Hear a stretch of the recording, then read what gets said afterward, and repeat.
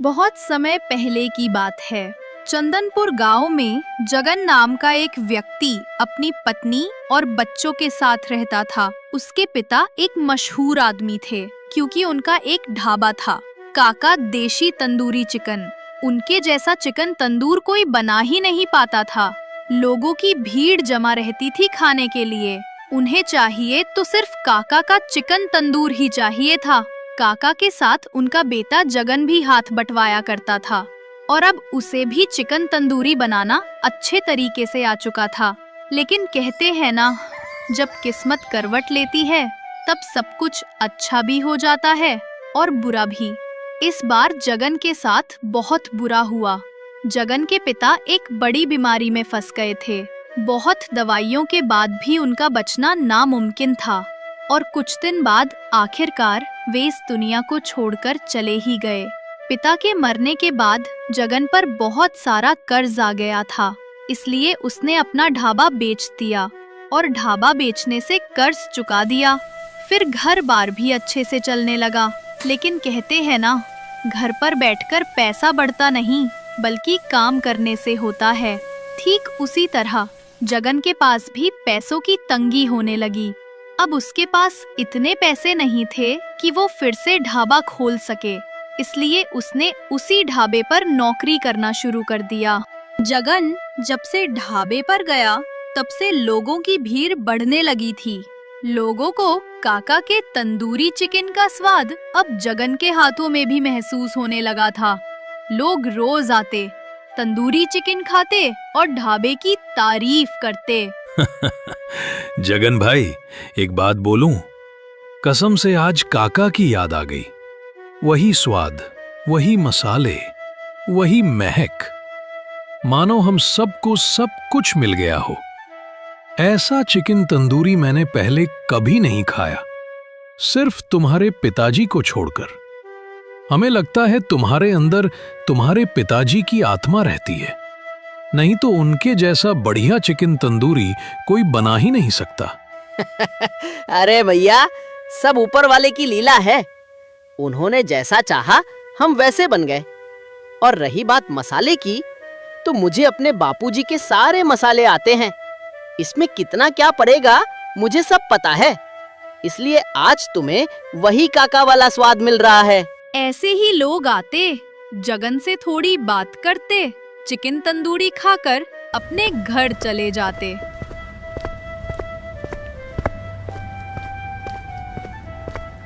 अब ढाबा अच्छे मुनाफे में चल रहा था। मालिक, मालिक, आपने मुझसे कहा था कि जब कभी दुकान चलेगी तब आप मेरा पैसा बढ़ाएंगे। अभी तो 50 किलो चिकन लग जाता है, तो अब मेरी सैलरी बढ़ा दीजिए। अरे जगन, पागल हो गए हो क्या? मैंने कब बोला था? मैंने तो ये कहा था कि आगे चलकर जब कभी चिकन का रेट बढ़ेगा तभी पैसे बढ़ाऊंगा, चाहे थोड़ा बढ़े या ज्यादा। तुम्हें बनाना तो एक ही बार पड़ता है ना, तो पैसे किस बात के बढ़ाऊं? इतना बताओ। क्या मालिक, आपने ही तो बोला था कि अगले महीने तुम्हारी सैलरी 10,000 रुपए कर दूंगा, लेकिन अभी तक मेरी सैलरी सिर्फ 8,000 रुपए है। बोलिए, ऐसे कैसे चलेगा? अगर आप मेरी तनख्वाह नहीं बढ़ाएंगे तो मैं काम नहीं करूंगा, अपने घर चला जाऊंगा। अरे तो घर चला जाएगा तो चला जा, मेरा क्या नुकसान है? मुझे पैसे देने हैं, दूसरा आएगा।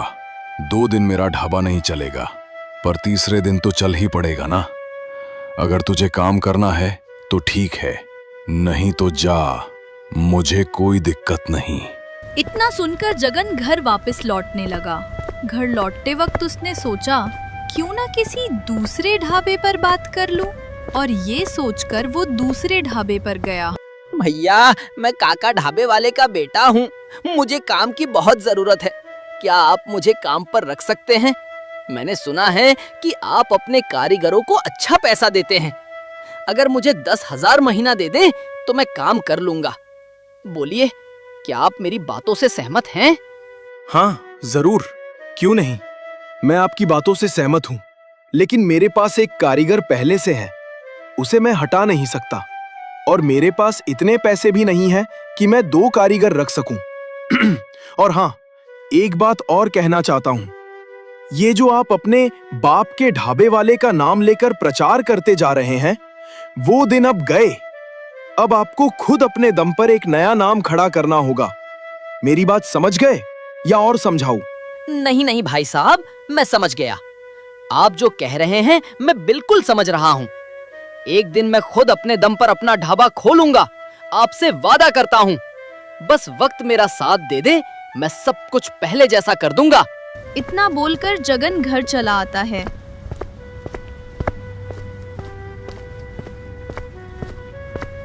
घर आकर अपनी पत्नी चंपा से सारी बातें बता देता है। फिर चंपा जगन से कहती है, अरे, जब इतने पैसों में गुजारा हो रहा था तो तुम पैसे क्यों बरवाना चाहते थे, और ऊपर से अपना काम भी छोड़ दिया। अब घर पर बैठकर कैसे गुजारा होगा? मेरी बात मानो, मालिक के पास जाओ और माफी मांगकर फिर से काम शुरू करो। नहीं नहीं चंपा, अब मैं किसी के यहाँ नौकरी नहीं करूंगा। मैं अब खुद का ढाबा खोलूंगा। चाहे मुझे उधारी लेकर दुकान खोलनी पड़े, मैं जरूर खोलूंगा। और हाँ, अब मैं अपनी एक नई पहचान बनाऊंगा। बड़े बड़े सपने देखने से घर नहीं चलता। वक्त ने साथ दिया तो सब कुछ सही रहेगा। अगर वक्त ने साथ नहीं दिया तो हम चाहकर भी कुछ नहीं कर सकते। इसलिए मेरी बात मानो, थावे पर फिर से काम करने चले जाओ। नहीं तो मैं खुद जाऊंगी, क्योंकि मुझे अपने बच्चों का पेट पालना है। चंपा की इतनी बात सुनकर जगन तुरंत फिर से ढाबे के मालिक से मिलने चला जाता है और वहां जाकर कहता है, मालिक, मुझे माफ कर दो। मैं अपने जोश में अपना होश खो बैठा था। आज के बाद मैं ऐसा कभी नहीं बोलूंगा। बस आप मुझे फिर से अपने काम पर रख लो। कोई बात नहीं, गलती इंसानों से ही होती है। कल सुबह से आना और रात को घर वापस जाना, क्योंकि अब तक मुझे काम करवाने की जरूरत थी, लेकिन अब तुझको काम करने की जरूरत है। इसलिए अब तुझे महीने के सिर्फ 5,000 मिलेंगे। पर मालिक, आप तो मुझे 8,000 रुपए देते थे, तो अचानक ऐसे कम क्यों कर दिए? काम करना है या नहीं करना, ज्यादा सवाल जवाब मत करो और अपने घर जाओ। इतने पैसों में काम करना है तो कल से आना, नहीं तो मत आना। समझ में आया? ढाबे वाले मालिक की इतनी बात सुनकर जगन कुछ नहीं बोलता और घर वापस आ जाता है।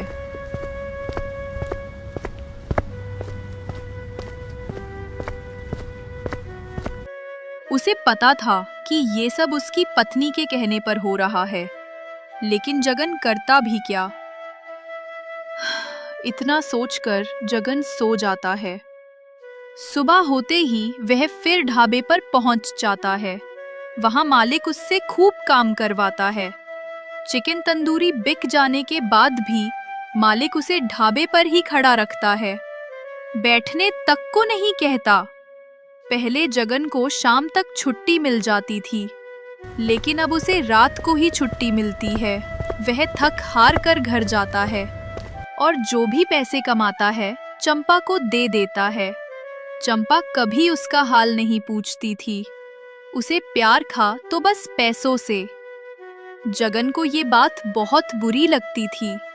वह बिना कुछ खाए पिए सो जाया करता था। ऐसे करते करते महीने बीत गए और जगन की तबीयत खराब होने लगी। एक दिन सुबह जब वह ढाबे की तरफ जा ही रहा था, तब तबीयत खराब होने के कारण वह जमीन पर गिर जाता है। जगन को गिरता देख बगल का जगदीश नाम का आदमी दौड़ कर आता है और उसे उठाता है। अरे भैया जगन, क्या हो गया? अचानक गिर क्यों पड़े? तबीयत ठीक नहीं है तो काम पर क्यों जा रहे हो? चलो घर चलो। नहीं नहीं जगदीश, मुझे काम पर जाना ही होगा। मैं ढाबे पर काम करके घर लौट आता हूँ, पर दिन ऐसे आ गए हैं कि बिना खाना खाए ही सो जाता हूँ। मुझे 3 दिन हो गए खाना नहीं खाए, इसी वजह से चक्कर आ रहे हैं। मेरी हालत बहुत खराब है। घर में इज्जत नहीं, ढाबे पर इज्जत नहीं। इस जमाने में तो सिर्फ पैसा ही सब कुछ है। नहीं जगन, तुम मेरे बचपन के दोस्त हो। मैं तुम्हें ऐसे नहीं छोड़ सकता। तुम मेरे साथ मेरे घर चलो, वहां थोड़ा आराम करो, फिर हम बैठकर बात करेंगे। मेरे पास कुछ पैसे हैं, थोड़ा बहुत। हम दोनों मिलकर कोई अपना काम शुरू करते हैं। तुम मुझे अपने काम पर रख लेना। जो भी मुनाफा होगा वो तुम्हारा, मुझे नहीं चाहिए। जगदीश की इतनी बात सुनकर जगन उसके घर चला जाता है। वहां पहुंचकर भरपेट खाना खाता है, थोड़ा आराम करता है और फिर दोनों बातें करने लगते हैं। सुनो जगदीश भाई, मेरे पास पैसे तो ज्यादा नहीं हैं, पर हुनर है। मैं अपने पिता की दुकान पर तंदूरी चिकन बनाया करता था और ढाबे पर भी वही बनाता हूँ। मुझे पूरा विश्वास है कि मेरा तंदूरी चिकन पूरे गांव को पसंद आएगा। अगर मैं एक ढाबा खोल लूं तो शायद सब कुछ ठीक हो जाए। हाँ, बिल्कुल क्यों नहीं जगन, तुम एक दिन बहुत बड़े आदमी बनोगे, मुझे यकीन है।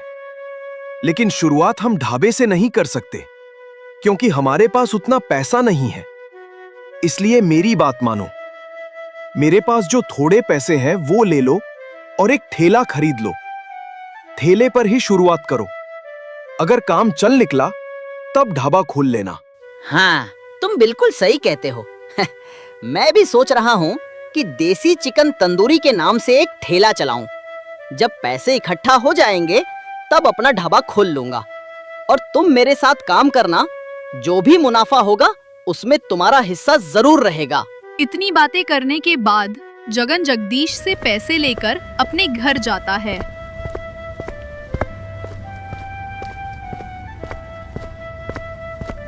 और अपनी पत्नी चंपा को सारी बातें बता देता है। तब चंपा जगन से कहती है, हाँ, अब बात हुई ना? सही। मैं पैसे इसलिए बचाकर रख रही थी कि ढाबे वाले मालिक को तमाचा मारना है। उसे क्या लगता है कि उसका ढाबा सिर्फ उसके नाम से चलता है? कभी नहीं। उसका ढाबा तुम्हारे बनाए हुए तंदूरी चिकन पर चलता है। मैं चाहती हूँ कि हमारी अपनी एक दुकान हो और उसका मालिक तुम हो, और इसके लिए पैसे होना जरूरी थे। इसलिए मैं पैसे इकट्ठा करके रखती रही। हाँ, अगर हम शुरुआत ढाबे से नहीं कर सकते तो एक ठेले से ही कर सकते हैं। चंपा की इतनी बात सुनकर जगन बहुत खुश हो जाता है। अगले दिन सुबह सुबह वो जगदीश को लेकर बाजार निकल पड़ता है। बाजार में जाकर मसाले खरीदता है और फिर रहीम के पास जाकर ताज़ा चिकन ले आता है। घर लौटकर दोनों मिलकर बड़े प्यार और मेहनत से तंदूरी चिकन तैयार करते हैं। चिकन तैयार होते ही वे अपना ठेला लेकर बाजार के मोड़ पर जा खड़े होते हैं। थोड़ी देर तक तो कोई नहीं आता, पर जैसे ही तंदूरी की खुशबू हवा में फैलती है, लोग खिंचे चले आते हैं। भाई, ये खुशबू तो बड़ी लाजवाब है। जरा एक प्लेट दे दो। मुझे तो इसे देखकर मुझे में पानी आ रहा है। अब और इंतजार नहीं होता। लाओ, मुझे एक प्लेट दो भाई। अरे, इतना स्वादिष्ट चिकन तो हमने कभी नहीं खाया। आज तुम्हारे पिताजी की याद आ गई बेटा। हाँ, कसम से पेट भर गया, लेकिन अभी मेरा मन नहीं भरा। धीरे धीरे भीड़ बढ़ती जाती है और देखते ही देखते सारा तंदूरी चिकन बिक जाता है। दोनों के चेहरों पर खुशी झलकती है। शाम को घर लौटकर वे मुनाफा गिनते हैं और बराबर बराबर बांट लेते हैं। अगले दिन फिर वही रूटीन। सुबह तैयारी, ठेला लगाना, खुशबू से ग्राहकों का आना और शाम को मुस्कुराते हुए घर लौटना। ऐसे करते करते कई दिन बीत जाते हैं और उधर ढाबे वाला मालिक परेशान हो जाता है। क्या हो गया लोगों को? अब कोई मेरे ढाबे पर क्यों नहीं आता? कहीं ऐसा तो नहीं कि गांव में कोई नया ठेला या ढाबा खुल गया हो? और वो जगन, वो तो बिना बताए चला गया था। कहीं वही तो कुछ नया नहीं कर बैठा? चलो, खुद ही जाकर देखना पड़ेगा। इतना कहकर ढाबे का मालिक गांव की ओर निकल पड़ता है। थोड़ी दूर चलते ही उसे एक ठेला दिखता है, जिस पर मोटे अक्षरों में लिखा होता है, देसी चिकन तंदूरी। वो ठेले के पास पहुंचकर गुस्से में कहता है, क्या बात है जगन? मानना पड़ेगा, धोखेबाज हो तो तुम्हारे जैसा।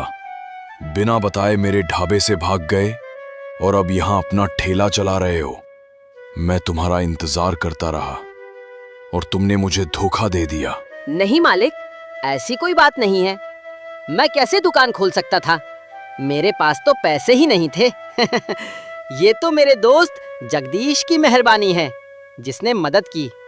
आज जो कुछ हूँ उसी की वजह से हूँ। अब तुम मेरे ढाबे पर काम नहीं करोगे? सोच लो, मैं तुम्हें मुनाफे से भी ज्यादा पैसे दूंगा। नहीं मालिक, अब मैं थोड़ा कमाता हूँ लेकिन सुकून से रहता हूँ। अब किसी की नौकरी नहीं करनी। मुझे माफ कीजिए, आप जा सकते हैं। मैं आपकी कोई मदद नहीं कर सकता।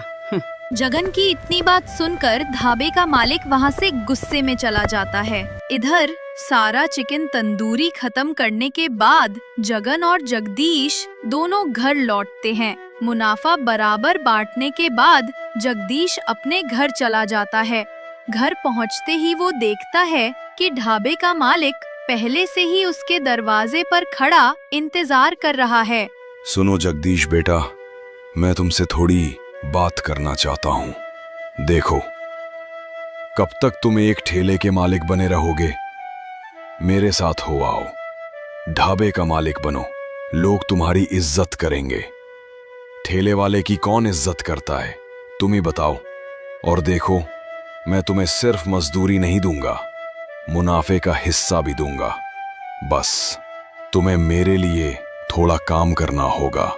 सुनो जी, मैं अपने दोस्त को धोखा नहीं दे सकता। आप समझ सकते हैं ना, दोस्त को धोखा देना बहुत गलत बात है। हाँ, मैं मानता हूं कि जगन मुझे बराबर पैसे देता है, पर मैं मेहनत भी तो बहुत कम करता हूं।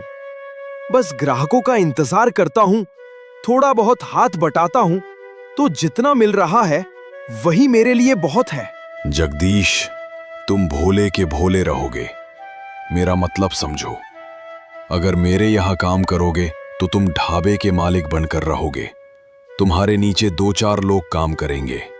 लोग तुम्हारी इज्जत करेंगे। सोचो जरा, क्या तुम यूं ही ठेले के नीचे बैठकर जिंदगी गुजारना चाहते हो? छोटा आदमी बनकर मरना चाहते हो या बड़ा आदमी बनना चाहते हो? नहीं नहीं, मैं छोटा आदमी बनकर नहीं मरना चाहता। मुझे भी बड़ा आदमी बनना है। सच कहूं तो मुझे भी शर्म लगती है जब लोग मुझे ठेले वाला कहते हैं। बताइए, इसके लिए मुझे क्या करना होगा? देखो, तुम्हें बस एक काम करना है। जगन के बनाए मसाले को चुराकर मेरे पास लाना होगा। फिर तुम अपना हिस्सा मांगकर मेरे ढाबे पर काम करना।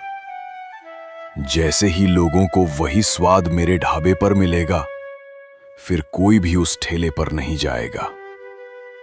आखिर लोगों को भी शर्म लगती है ठेले पर खाकर पैसे देने में।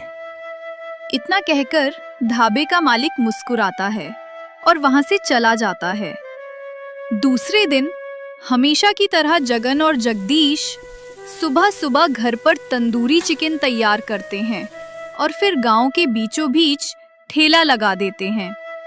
जगन ठेले पर ग्राहकों से घिरा हुआ व्यस्त रहता है।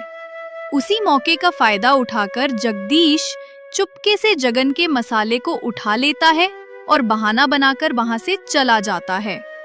और फिर वे सीधे ढाबे वाले मालिक के पास पहुंच जाता है और फिर जगदीश मसाला ढाबे वाले को दे देता है। ढाबे वाला उसी मसाले से चिकन तंदूरी बनाता है जिसकी खुशबू पूरे गांव में फैल जाती है। लोग एक एक करके फिर से उसी ढाबे पर आने लगते हैं। धीरे धीरे कई दिन बीत जाते हैं। उधर जगन की दुकान पर अब मुश्किल से 1-2 ग्राहक ही आते हैं। उसे खूब नुकसान होने लगता है। जब जगन को ये बात पता चलती है कि जगदीश ने ढाबे वाले से मिलकर उसका मसाला बेच दिया है, तो वो गुस्से में आकर जगदीश को उसका हिस्सा देकर साझेदारी खत्म कर देता है। कुछ दिन बाद ढाबे वाले का मसाला खत्म हो जाता है। अब उसके बनाए चिकन में पहले जैसी खुशबू नहीं रहती और लोग वापस जगन की दुकान पर आने लगते हैं।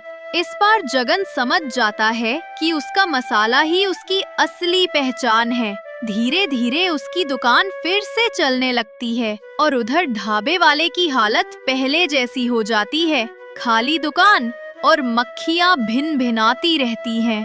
कई महीनों बाद जगन इतना पैसा कमा लेता है कि एक बड़ा घर बनवाता है और अपना खुद का नया ढाबा खोलता है, जिसका नाम रखता है देशी चिकन तंदूरी ढाबा।